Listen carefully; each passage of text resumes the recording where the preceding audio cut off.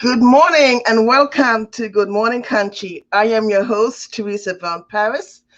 At Good Morning Conshy, we are your source for local news, events, and happenings. So like and share this video and enjoy the ride. Today's quote is never so much owed by so many to so few. Welcome. Please like and share this video. Our guest for today is Buzz Miller and Betsy Kilkenny. Buzz is the founder and Betsy is the executive director of PACT for Animals. PACT gives peace of mind to hospital patients, military personnel, and others by placing their pets in temporary foster homes until their owners can be reunited with them, with the family, companions, animals they love. Welcome, Betsy and Buzz. I'm so glad you're here with us here. Good morning, Conshy. Hi, Teresa. It's a pleasure to see you. Good morning. Thank you. But before we get started, let's clear the air. What does PACT, P-A-C-T, stands for? It stands for people, animals, and there's an equal sign there, companions together. Gotcha. Thank you. Thank you, Buzz. So you founded this organization. First, tell us about you and how this actually came about. I was a practicing lawyer in business for about 30 years, and I reached a point in my life where I hit my 60s, and I said to my wife, there has to be more to life than just making good money and shuffling papers. And I loved animals since I was a child. So prior to leaving the practice of law, I was volunteering at scores of animal organizations, primarily in the Delaware Valley, but even elsewhere throughout the country. So my wife graciously enough said, if this is what you want to do, I understand you won't make any money, but you've accumulated some money practicing law and I'm still working, so go do it. So about 15 years ago, I totally relinquished my law practice and went full-time into the animal world, companion animal world primarily. And about 5 years after doing that, working with all the major rescue organizations in the Delaware Valley, I found out from the heads of these organizations, especially the shelters, that they had a new problem. They had healthy young men and women between about 18 and mid-20s, maybe late 20s, dropping off their animals. And it was always the same situation. They were very healthy. They had jobs. And the shelter said, why are you relinquishing your animal to us where it will be adopted to a third party? You'll never see it again. Or in a few cases, if we can't find a home within a certain period of time, it will be euthanized. And they said, because we have to report to service with the U.S. military, any one of the 5 branches, we work with them all, and we cannot take our animals with us, and our animals are like our children. And when I heard this repeatedly about 11, 12 years ago from all the major shelters in the Delaware Valley, I said, isn't anybody doing anything about this? And with a lot of research, I found out nobody was solving the problem. They were having to give their animals to shelters if they could not find from schoolmates, from friends, from relatives, from neighbors, somebody to take the animal in as a foster. And the difficulty was these fosters were an average of 6 months to a year. They weren't for a weekend, they weren't for a week. Of course, everybody can usually find somebody to take their animal for a weekend, maybe a week or two, but not 6 months or a year. And I said, somebody's got to do something about this because it was happening to my animals. And I've had this told to me by military people. Without us, they'd go to Canada and not report for active duty. If they stayed in this country, they'd be arrested. And I've been an animal lover. I think at the time I started this, we probably had 6 animals in the house, 3 dogs, 3 cats, but I always had animals ever since I was a small child. So I slowly started the organization. We actually got underway around 2011. At the end of the year, we did, I think, 3, 4 fosters. The first one we did, the foster homes kept falling apart. One woman fell and broke her shoulder. And then another one, the landlord wouldn't allow an animal in the apartment with the woman that wanted to foster. And I truthfully had no idea what I was doing. I had no one to learn from because nobody else in the country was doing a program like this. So it was feel my own way. And the first year we did a couple, and we slowly built up to now we average at least 250 a year. And we primarily do dogs, cats. We have foster homes in 49 states. I think the only state we do not have a foster home now is in Wyoming. We have about 600 foster homes throughout the country, and we're embarking on a great expansion program that Betsy's going to lead. And hopefully those 600 foster homes in the next couple of years will turn into several thousand because the market's there. There's a need for thousands of foster homes for these animals if the market was totally aware of what we do. And I'm confused why the market isn't that aware, because we've been on our reunions have been on ABC, NBC, CBS, Fox, Discovery Channel, Animal Planet, about 20 different reunions. But, you know, Betsy was brought in because she has a love for what we do. She has a military background with her husband. And we have enormous expansion plans that Betsy will talk about. Great. So now you're on Good Morning Country, so we'll propel you a bit. Oh, I sure hope you do. Because nobody in the country, we don't fail. I'm serious. We'll work 24/7. I could fill up 20 books with the stories of the ones we placed in the crazy times. We used to have them fly here before we had 650 homes. They flew to Philadelphia, the animals, from their military owners from California, Texas, Chicago, all over the country. We had somebody at the airport who was ex-military that met him, and I was down there meeting him. And I don't want to take our short time and go through those stories, but they could be a motion picture. There was so much craziness that went on. Right. There's a lot going on which people don't know what we are doing, and that's primarily one of our goals going forward. So this is the way that I see it. This is for animals. PACT for animals is equivalent to Match.com for single folks. Absolutely. I think one of the things that you will see is there are, if you do some research, there are similar organizations that are out there that are trying to solve this need. But what really separates us is that PACT is there to be the liaison between the pet owner and the pet foster throughout the entire temporary foster care need. So we are working to make sure that, first of all, is it a pet that could go into foster care? Understandable, not every pet, as much as we want to help everyone, not every pet can necessarily go into foster care for a few reasons. So that's part of one of the screening. The other part is a lot of people want to have an animal or would be willing to, but are you really able to take care of that pet to the extent where you could provide proper medical treatment for the pet if it's needed? How are you going to care for it if you yourself as the foster care owner decide to go away? So we also have a screening application on that side. So to your term of, is it a Match.com? It is in many ways, because we are there as the liaison to make sure that there's a good relationship between the pet owner and the pet foster, and that the entire time the animal is in foster care, there is constant communication between the pet owner and the pet foster until the pet is safely reunited. And there's also constant communication between people at PACT and the owner and the foster, because if there are problems, for example, if the animal gets sick in the middle of the night, we have created deals with maybe 20 vet offices that are open 24/7, that we will look for the closest veterinary office within our network. And if they call us on our emergency phone at 3 a.m.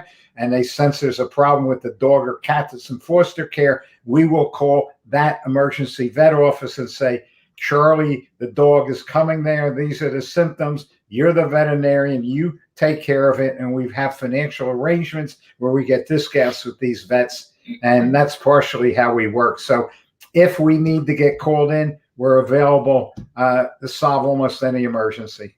Awesome. Great. So how do you find your foster families?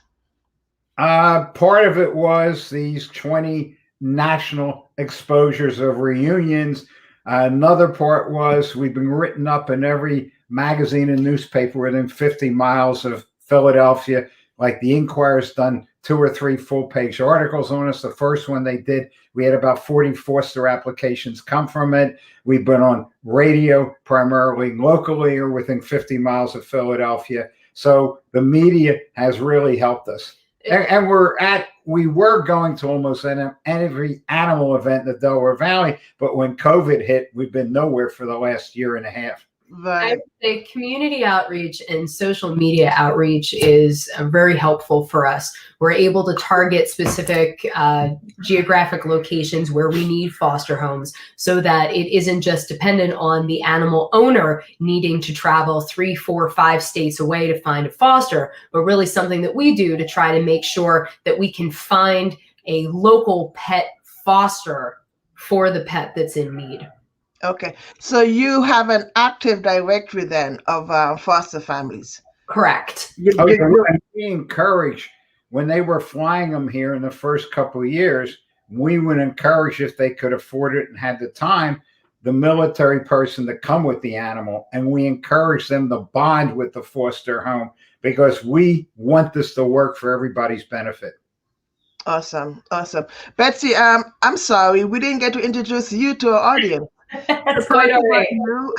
How you are and what do you hope to bring to PACT? Sure, absolutely. Well, I've had a career in nonprofit management, and I have been fortunate really to choose organizations that really mean so much to me to be able to get behind a cause. And when I learned about PACT, to me, it was a spark right away. I have a connection with the military because my husband had served both on active duty as well in the Army Reserves for more than 20 years. So you combine a passion for military, a passion for animals, and a career history in working with nonprofit. And to me, this just seemed like a wonderful opportunity. And when I started meeting with Buzz and some of the other members of PACT and listening to the stories and seeing the opportunities, for me, I feel as though the sky is the limit with this. And moving forward in our next 10 years, we're really trying to position the organization for 3 things. Number 1 would be to raise greater awareness on a national platform about not only the need there is for pets in need of temporary long-term foster care, but also to raise awareness about the support that is available throughout the country. Number 2 would be to secure increased funding to enable us to increase our capacity. As Buzz was saying, we are in 49 states already, and I have no doubt eventually we will get a call from Wyoming and we'll be in all 50 states. We need the funding in order to make this happen. And number 3 would be an identification of more volunteers and more foster families. We're very excited with what we're able to do, but we would love to establish essentially volunteer satellite offices across the country so that we can have regional volunteers helping us with boots on the ground. Awesome. Have you identified any particular state where you want to have your first satellite office? Yeah, the most populous states, California, Florida, Texas. Okay. One other thing that's really important to Risa, and I don't think Betsy or I said it, we do not charge for anything. All our services are free.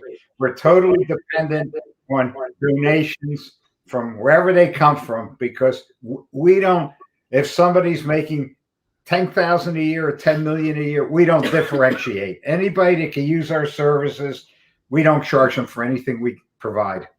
Awesome. Don't charge either. Awesome. With that said, we have a video of one of your placement homes where you placed one of the foster families. Let's cue that up for you now. Yes, from Texas. Awesome. Let's share that now. Great. November is the month of Thanksgiving, and with Veterans Day just on the horizon, I'm thankful to be a veteran who is able to help out other military families who are deployed overseas and unable to take their pets with them, and we can help them out by fostering their dogs through a great organization called PACT. We have, I think dogs are really part of the family, as we have some of our own, and they should not be permanently separated. This is handsome boy is Rooster, and he should be named Rascal because he is a one for sure. He entertains our black lab and for hours and hours, and they run and play chase, and they have become very best friends. And his family is deployed to Korea too. Thank you to all the military and veterans who have helped keep America safe. We salute you during this Veterans Day. Awesome. Thank you. Thank you.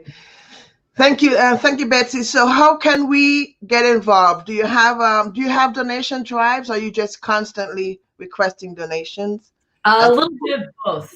We are going to be having some donation drives this month, especially right around Giving Tuesday coming up on the 29th. We always have our end of the year annual appeal. If you go onto our website, you can find out how to make a donation, whether it's a one-time or a monthly donation. We also have volunteer opportunities. We are constantly searching for more volunteers for all different needs, whether it's some help in the office, again, boots on the ground in certain regions of our country, as well as foster families as well. So those are probably the two greatest needs right now.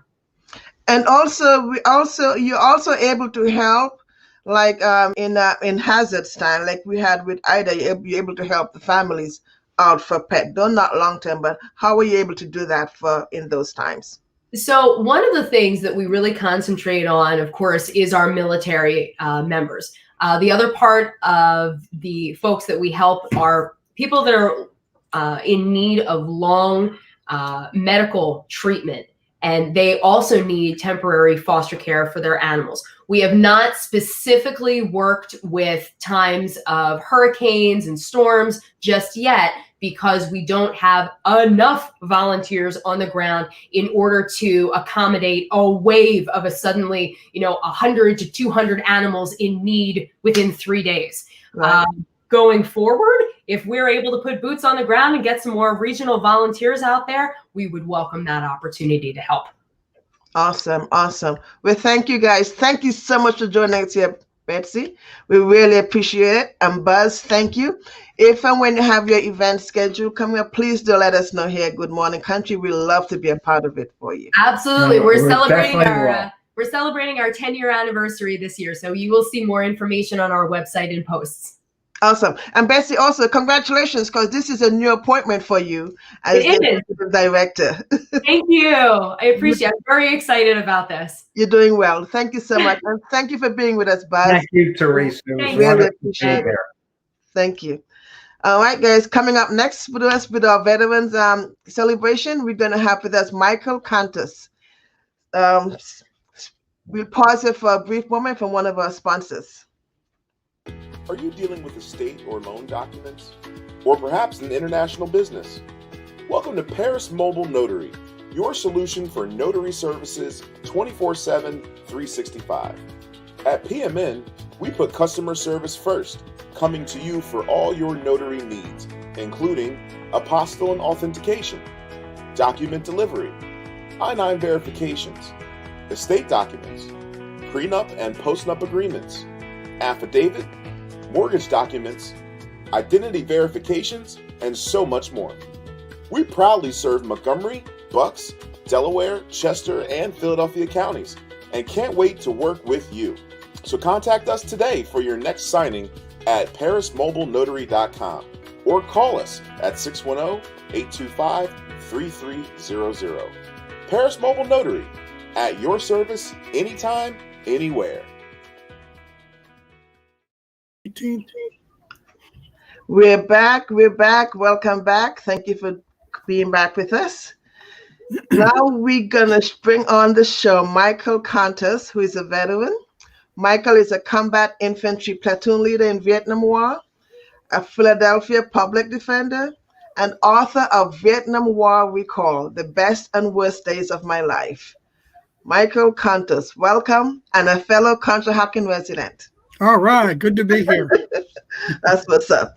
Hello, Michael. Welcome to Good Morning Conshy. Thank you, Teresa. Look forward to this.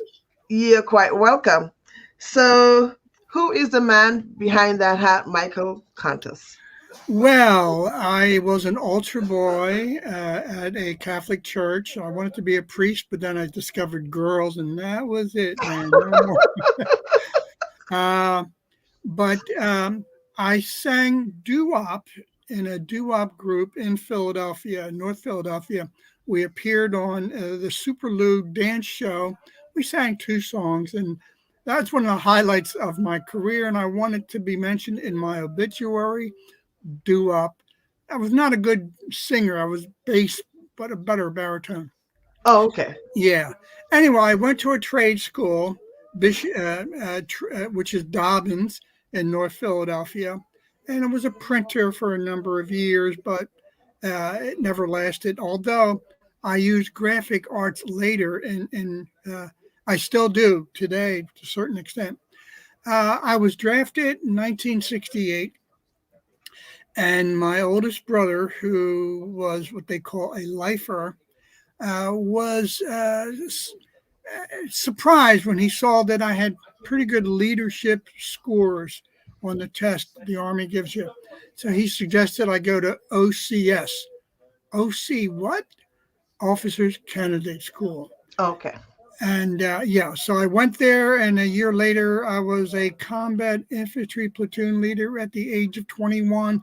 Thank you, Brother George. He was a combat engineer, not infantry.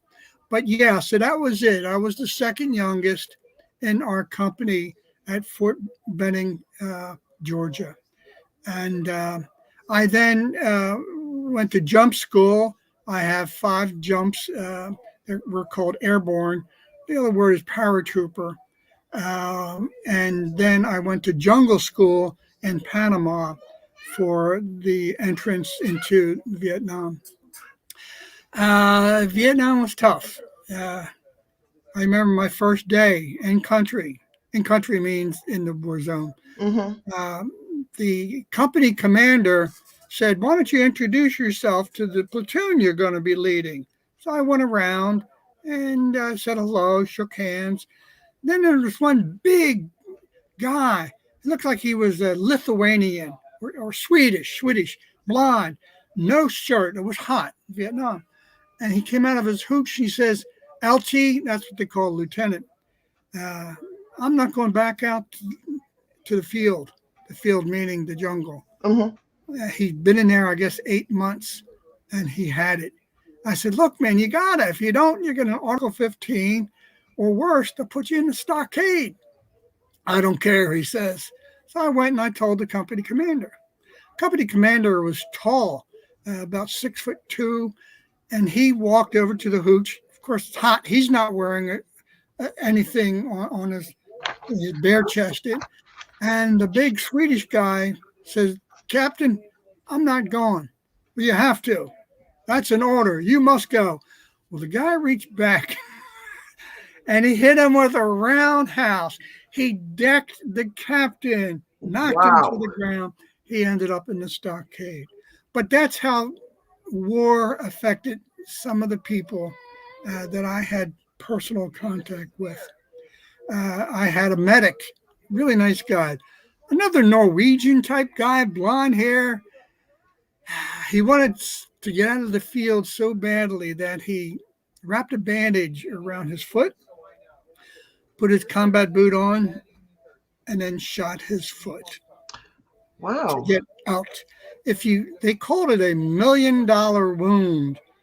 I don't know where that came from. It means that you were taken out of the war zone and usually sent stateside for treatment of some sort. The worst day, the worst day I'll get to, but one of the worst problems I had was when one of our lieutenants was killed. There were only 3 of us, 3 lieutenants in our company. I was in charge of 1st platoon. Guy from Arkadelphia, Arkansas, was in charge of 2nd platoon, and a guy from Virginia, Staunton, Virginia, was in charge of 3rd platoon. Well, that guy was the best of the lot. Victor Lee Ellinger from Virginia. He was well respected by his men. He can cuss like a sailor. That was good. Yes, yes. And people followed him. They respected him. Well, Awesome. one day I heard on the horn that 1st Platoon was needed to come to the help of the 3rd Platoon. The platoon leader was shot. So I fast marched my platoon, 20, 25 guys. And by the time we got to the site where Victor Lee was, it was too late. He had died from the sniper shot. Viet Cong had shot him with a sniper round. And I pushed so hard that 2 of my own troops had to be medevaced. That means a medical helicopter had to come in and take them away for heat exhaustion. I wanted to get there so quickly to help. Anyway, that were, yeah. Sorry to hear. Do you have do you have the relationship or any contact with any of your former platoon? No, I did have contact with Charlie Ellis. He was the 2nd platoon leader. He had a degree in economics. He went to ROTC, like your recent guest's husband, ROTC. Right. And he later, when he left the military, he became a lawyer, like me, and served his Arkansas area as a public defender, part-time public defender. I don't know what else he was doing. Well, one of the things is he found God, and I mentioned to him that I was still looking for her. So you and she, he's or her. Okay. Okay. All right, Michael. And then you came back. What was the time difference between when you came back and when you became a public defender in Philadelphia? Oh, okay. Let's see. I came back in 71, and 1988 is when I graduated from law school. Yeah, I finished law school, took the bar exam, and became a public defender. Now, in between, I became a newspaper reporter. I worked at the Pottstown Mercury newspaper, did coverage of Pennhurst, which was the facility, the institution for mentally handicapped people. And the work was put in for a Pulitzer Prize. Didn't win, but just being nominated was an honor, I thought. I covered 3 Mile Island up outside of Harrisburg. I was one of the 6 pool reporters to cover it for the nation. It was right after President Jimmy Carter put on his little booties and walked through the GMI to make sure there wasn't any radiation. Right. I was bypassed at the newspaper. Someone else was promoted to copy editor. I couldn't spell worth a damn. Oops, can I say that? Sorry. I couldn't worth a spit. So I didn't deserve, but they paid more money. So I got a little perturbed, and I got involved with our union, the Newspaper Guild of Philadelphia. I took a leave of absence, and I began working as a union organizer. And we had one election with the National Labor Relations Board in Reading, Pennsylvania. For the Reading newspaper, they had both the Times and the Eagle at one time. Okay. We lost. I took it to heart, and I wanted to help fellow workers, so I went to law school to become a labor lawyer. I got a D in labor law. I knew that sign from God. So I went into an area where I was getting a C, which was criminal law. So, and they hired me as a public defender.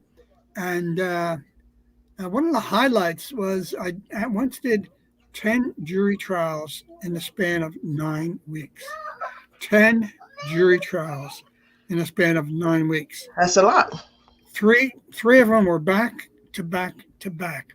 That means you get no rest for 3 jury trials. And they lasted about 4 or 5 days each. and I get hemorrhoids out of the deal. Can I say that? Yeah, I mean, what the hell? Yeah, you can say that. Medically. But yeah, so that was it. And I really enjoyed juries. And, I started to view many of my clients as some of my old troops in Vietnam. So I wanted to do everything I could to ensure the welfare of the men. Now, that's part of the code for being an officer. Accomplish the mission, number one. Second, look out for the welfare of the men. So, Awesome. yeah. So I worked there for 20 years and enjoyed it. Now, what happened? My wife, who once worked at the old Bulletin newspaper, Philadelphia, and then the Daily News, and then the Philadelphia Inquirer, had an accident in our home. You can see behind me the blue door. Uh-huh. Fell down the steps, had a traumatic brain injury, and we had to keep her out of work, and eventually put her in an assisted living facility. I became the principal caregiver, and I had caregiver burnout. At the time, a psychologist told me not only did I have that, but I also had the PTSD, post-traumatic stress disorder. Right. And that's when I knew I could not continue to work. I got into 3 different fights with 2 different DAs, assistant district attorneys in Philadelphia. I knew I had to seek help. When I looked down at the sheriff, I saw his gun, and I was escorted away from the DA's table back to the defense table because I was raising my voice in a manner that was kind of unruly. Anyway, that led me to seeking help for PTSD. A year later, I started writing a blog about PTSD, about Vietnam, about working as a newspaper reporter, public defender. I don't remember my first kiss, but I do remember my first French kiss. So I wrote about that. I mean, so it's a whole bunch of stuff. Right. I wrote about being an altar boy, and stuff like that. And so I've been doing that for over 10 years. So that became part of your book collection. Yeah. And yeah, I took a lot of the stories I wrote about Vietnam, more that I wrote about PTSD, put that into the book form that I wrote. More than half of the book is new. I mean, I began writing it. Yeah, there you go. And this is the writing it in 2015, and it took me 5 years, or actually, 6 years, to finish it and get it all together. And here's the ironic part. I sent it to an editor to be edited and then published on the 50th anniversary of the last day that I was in the combat zone of Vietnam. 50 years, July 18th, 1971. I sent it to the editor, and July 18th, 2021. So, hey, some things take a little while. Congratulations on the book. And where can we get the book? Say again? Where can we get the book? Oh, it's on Amazon.com. Okay. Yeah.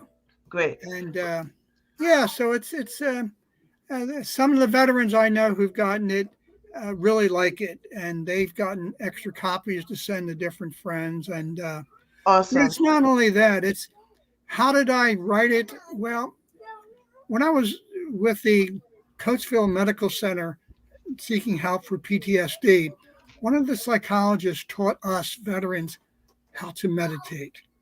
We used to meditate once a week at the clinic, but then we said, we need more. And we ended up doing it once a day. Well, I met 2 different teachers. One was the doctor for the Dalai Lama, and the other one was another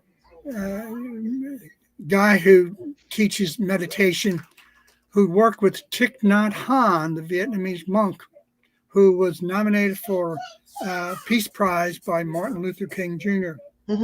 Anyway, they helped me deal with the ghosts from my Vietnam past and to take another look at the worst day of my life and to forgive myself and give myself passion. Well, thank you. Thank you for your time in the military, Michael. We really appreciate it. You've done a lot for our country.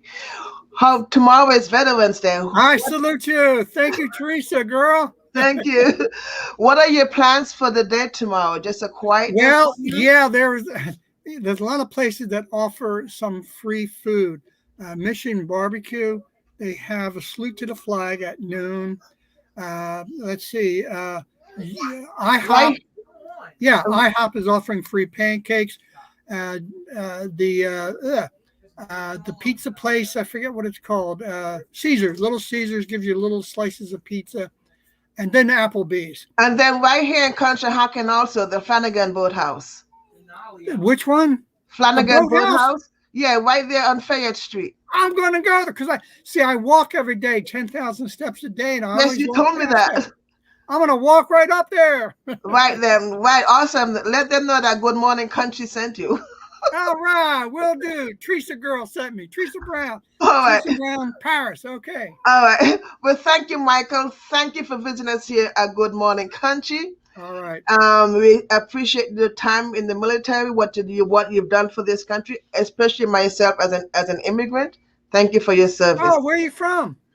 I am from the Caribbean, a very small island called Nevis, the birthplace of Alexander Hamilton. Yeah, I was going to say, man, he was shot though, so you got to be careful. Okay? Yeah, I know. My father was an immigrant from Greece. My grandmother was an immigrant from Hungary. So we are a nation of immigrants. We are, and we thank you for your service. Thank you. All right, thank you guys for being with us. Please stay with us. We'll be right back with our events and other things coming up here in Conshy. Stay tuned.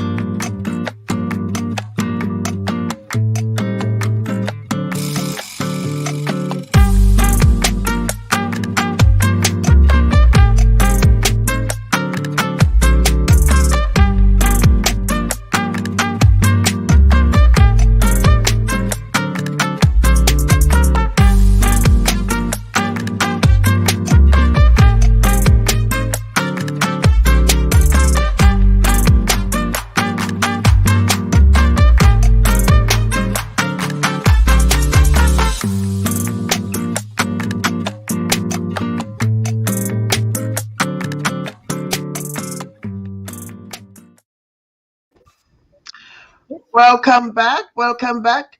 So tomorrow is Veterans Day, and there are many things happening around Conshy, but in particular, there is being served at the Flanagan Boathouse, so go check it out. On the 12th and 13th, we have the Colonial Players at the PW. That's on 12th and the 13th, Friday and Saturday from 7:30 p.m. Oh, wow, Nick. Cool. Yeah, and at 1 p.m. on Saturday and 7 p.m. we have two shows, and that's at the Plymouth White Marsh High School Auditorium. Please check them out. Tickets are required. There should be the link for the tickets down in the chat, so check it out for that. Up next, we have the Craft and Vendor Show, which is going to be on Saturday the 13th. That is from 9:30 a.m. to 2:30 p.m. That's at the United Methodist Church here in Conshy, which is in the corner of West 6th Avenue and Fayette Street. Then next up, we have the Senior Drive-Thru, which is by our area representative, Mary Jo Daly. That's coming up next Friday, the 13th. And that's over at 3031 Walnut Road in Plymouth Meeting. And that starts at 11 a.m. There'll be lots of resources there for our seniors. And then coming up on the 26th of November is our tree lighting ceremony. And that's it starts at 6 p.m. and it's free. So do come on out, meet the neighborhood. And I think that's hosted by the Conshy Bakery this year. They're sponsoring that. Well, thank you so much for joining us here. Good Morning Country. And as usual, please like and share this video and join us again on the 24th of November when we come back with another episode of Good Morning Country. Michael, do you have any parting words for us? I want to thank you for all those who turn to veterans and say thank you for your service. It really helps. Thank you. Thank you. Thank you for watching and being with us today. Do have a great week. You too. Bye-bye now. Bye.